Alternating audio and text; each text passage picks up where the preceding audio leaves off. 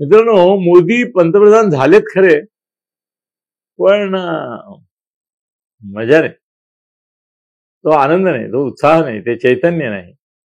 असं दाखवतात ते. आपल्याला काही फरक पडलेला नाही. मी तर पंतप्रधान झालो ना तिसऱ्यांदा, बस. पण हे कसं झालंय की बाळ बाळंतीण सुखरूप, पण मूल अपुऱ्या दिवसाचं.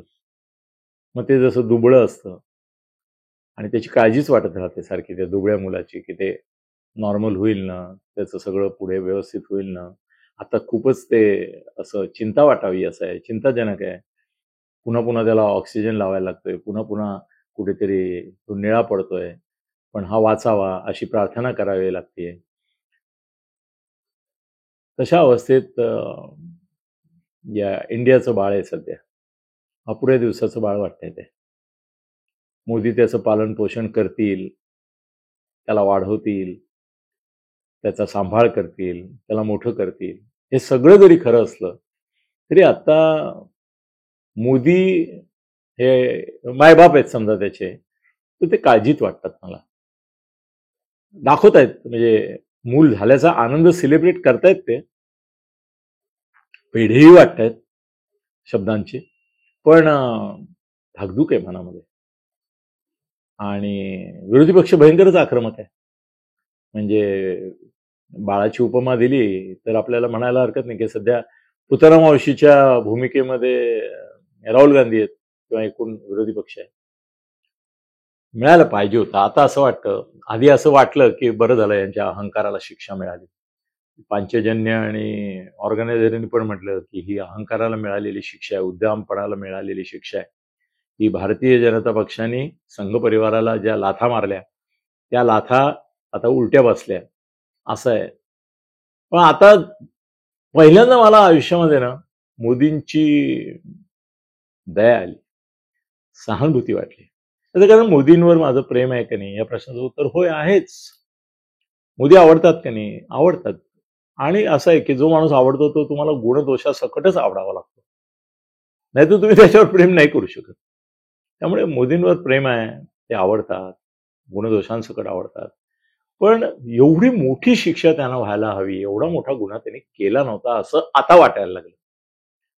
यापूर्वी मी तर तुम्हाला सांगितलंच की 400 पारमध्ये ते गोत्यात आले, दलित संविधानाच्या प्रश्नावरून दुरावले, मुसलमान तर 100% दुखावले, आदिवासींना पण यांच्याबद्दल विश्वास वाटला नाही. राज्यांमध्ये सुद्धा म्हणजे उत्तर प्रदेश सारख्या राज्यामध्ये सुद्धा ते लोकांचा विश्वास जपू शकले नाही. पण थोडं कधी कधी होतं ना की एखादा शिक्षक असतो, तो भावनेच्या भरामध्ये मुलाच्या चुकीच्या तुलनेत त्याला अघोरी शिक्षा देतो, एकदम मारतो, खूप मारतो, त्याला हॉस्पिटलमध्ये न्यायची पाळी येते. नंतर त्याला कधी कधी पस्ताव होतो. आईबापांचं सुद्धा असं होतं, कितीतरी आईबाप पाहिले काय मारतात मुलांना, काय मारतात. आमच्या लहानपणी आम्ही खूप मार खाल्ला, तेव्हा काही परंपराच होती, आईबापांनी पोरांना बडवायचंच आणि मुलांनी त्याच्याबद्दल काही बोलायचं नाही. पण त्याचा परिणाम आमच्या बाबतीत असा झाला की आम्ही कधी आमच्या मुलांना हात लावला नाही. त्याचं कारण आम्हाला आसुरी असं काहीतरी ते वाटायचं, आईबापांनी मुलांना वाढलं. पण मोदींना फार तीव्र शिक्षा झाली का हो? एवढ्या चुका त्यांनी खरंच केल्या होत्या का की त्यांना एकदम 240 वर फेकून द्यावं? शिक्षा हवी होती, पण बहुमतही मिळालं पाहिजे. तर तुम्ही म्हणाल की बहुमत मिळालं असतं तर शिक्षा झाली नसती, कारण मग मोदीच राहिले असते. आजचे मोदी आणि कालचे मोदी यांच्यामध्ये फरक जो तुम्ही म्हणताय दिसतोय तुम्हाला.